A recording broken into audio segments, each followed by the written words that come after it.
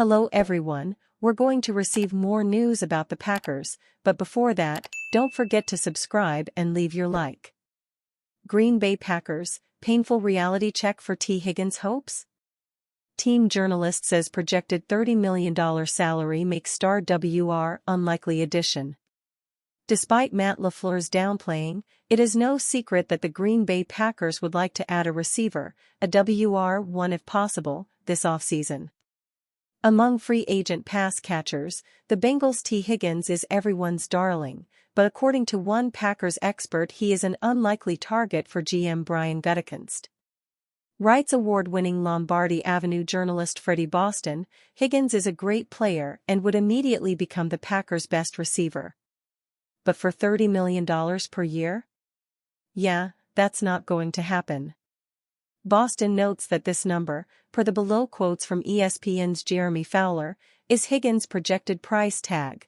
The lowest estimate I heard was somewhere slightly above Devonta Smith's 3-year, $75 million deal, writes Fowler. The rest saw him breaking into the $30 million range, based on his status as a number 1 caliber receiver and the number of teams desperate for pass-catching help. The Packers do not fit the desperate label, but certainly number 5 would look nice in green and gold. Based on the team's past free agency budgets, however, that fantasy may be all but dead. The Packers don't typically spend big money on wide receivers unless it's to re-sign their own players, observes Boston, who has covered Green Bay at Lombardi Avenue for nearly a decade. As desirable a free agent as he is, does Higgins even warrant a $30 million paycheck? If he doesn't, the Packers might be better off looking at cheaper options anyway, like Amari Cooper or DeAndre Hopkins. Boston gives some insightful context on whether Higgins merits a place among the game's highest-paid targets. For perspective, he says, 6 NFL wide receivers are averaging $30 million or more per year: Justin Jefferson, CeeDee Lamb, A.J. Brown, Amon-Ra St. Brown, Brandon Ayuk, and Tyreek Hill. He also provides a handy chart comparing the players' achievements. Cornerback free agent Rasul Douglas still a top 15 defensive piece, and he could have a strong season with these 3 teams. The Green Bay Packers could sign cornerback Rasul Douglas in a potential reunion move since they'll likely have a few holes in their secondary. According to some reports, it makes sense considering the history Douglas and the Packers have, especially if they'll probably cut Jaire Alexander after a disappointing 2024 campaign. Green Bay will still need to clear up some cap space, so they have the financial liberty to make several moves to increase the cornerback department. This would only happen by releasing Alexander and letting Eric Stokes hit the market, so they may make room for Douglas' return. Originally selected in the 3rd round of the 2017 NFL Draft, the former West Virginia product spent the first few seasons with the Philadelphia Eagles before becoming a journeyman for some of his career. Douglas got some life in 2021, helping the Packers appear in multiple postseasons, recording 174 total tackles and 10 interceptions. With early struggles, Green Bay made a hard move in trading him to Buffalo in 2023, but since Pro Football Focus still lists him as a top 15 cornerback, he could be a worthy investment for the Packers secondary. Douglas would be a cheaper option since he is aging, especially considering the financial situation of the Packers. However, since he's a top free agent cornerback, he should garner interest from a few teams that could include the Ravens, Chargers in this situation. The Baltimore Ravens probably had one of the worst ends to their 2024 campaign with a close divisional loss. However, much of the blame could be on clock management, but the secondary was not able to find a way to stop Josh Allen for most of that contest, which is why cornerbacks like Brandon Stephens probably won't return. However, a source believes Marlon Humphrey will not come back next season as well, since he will be a $25.4 million cap hit to the team's salary. This would leave a glaring hole for the Ravens secondary, which was already struggling since losing key defenders last offseason, such as Geno Stone. Rookie Nate Wiggins still adjusting to the league, so it's not wise for the Ravens to depend on him as the full-time starter. This means they will focus on the free agent market to find some veteran insurance policies to help bolster the team's secondary.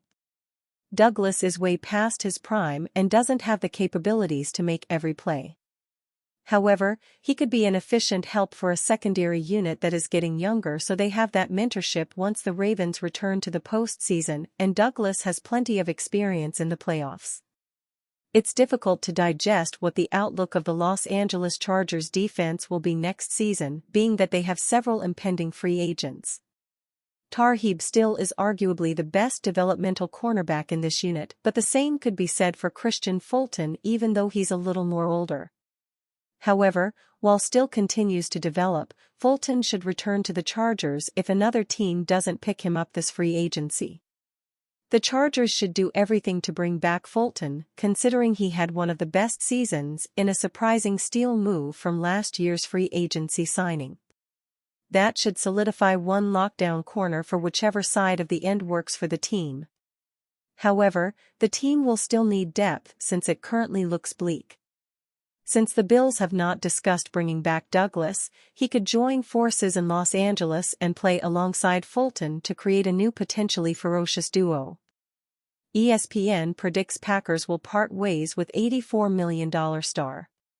The Green Bay Packers had an impressive 2024 season, securing 11 victories and demonstrating a promising trajectory for the franchise. However, the Philadelphia Eagles eliminated them in the wild card round, cutting their playoff run short. Despite their early postseason exit, Green Bay remains a focal point of offseason discussions, even before the NFL season officially concludes. The Eagles, fresh off their victory against Green Bay, will face the Kansas City Chiefs in Super Bowl 59 on Sunday, February 9. Once the championship game is over, teams across the league, including the Packers, may start making significant roster adjustments. Among the primary subjects of speculation in Green Bay is star cornerback Jaire Alexander. The talented defender signed a 4-year, $84 million contract but has struggled with injuries, appearing in just 7 games in each of the last 2 seasons. Given his limited availability and the team's financial considerations, there have been murmurs about the possibility of the Packers parting ways with him to free up salary cap space. ESPN analyst Bill Barnwell is the latest to propose that Green Bay might move on from Alexander. Potential candidates for release: CB Jaire Alexander, Barnwell writes. The more difficult decision for Green Bay will come at cornerback, where Alexander's future with the organization is uncertain. The 2018 first-round pick has generally produced at a high level when he has been on the field, but getting him there has been a challenge. He has missed 34 games over the past 4 years with various injuries, including the second half of 2024 with a knee injury. Barnwell further elaborates on the financial aspect, stating, Alexander is owed nearly $17.2 million in cash in 2025, none of which is guaranteed.